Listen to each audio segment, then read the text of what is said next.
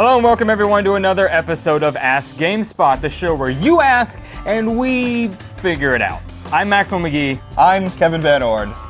And we're here to answer your questions, the one you gave us on Twitter, Facebook, GameSpot. We're going to answer about XCOM Enemy Within.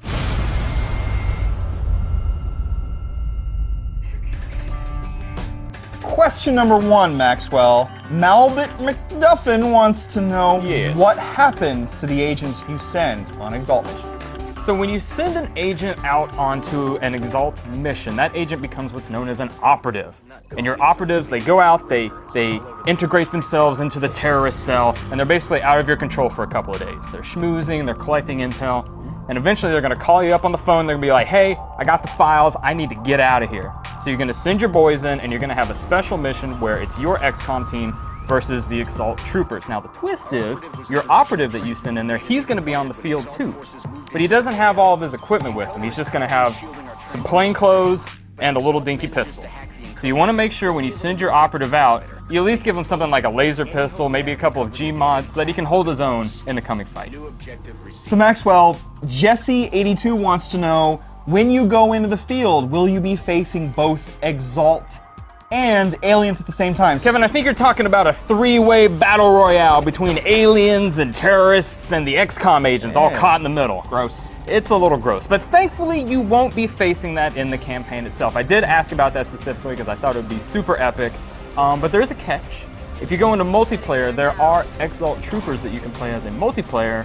So maybe you've got one guy playing as all EXALT, one guy as aliens, and you as XCOM. You can kind of fabricate it that way, but not in the campaign.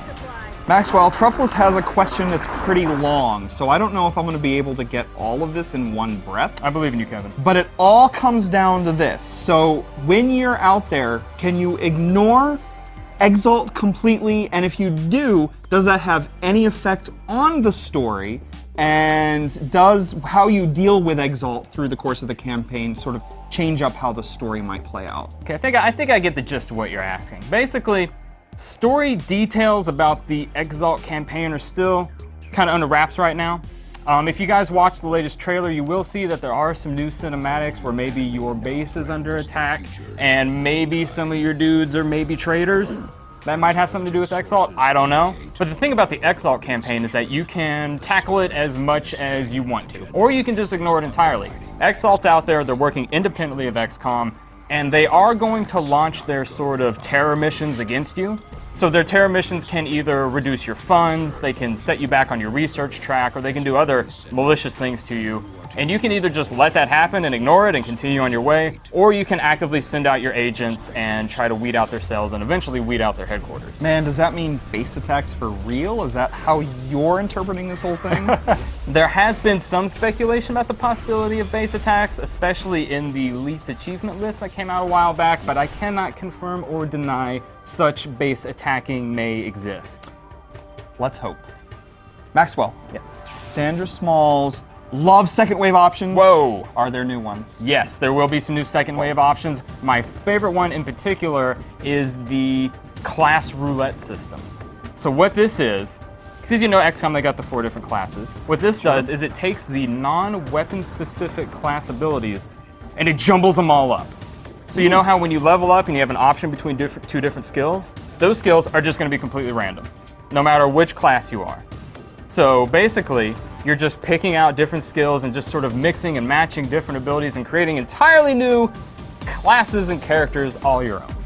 All right, so James Cole's into the robotics, and what he wants to know is, why does the operation of mechs entail having to sacrifice a human limb? Yeah, well, it's not just a human limb. In order to make one of your troopers into a giant mech trooper and have them pilot the big robot suits, you gotta lose all 4 of them, buddy. Both legs, both arms, all gone. Really? And this is something the designers, I asked them about this, and basically XCOM, in their opinion, is sort of a game of sacrifice, tough choices, and sort of empathizing with your troops, and giving players the tools to empathize with their troops.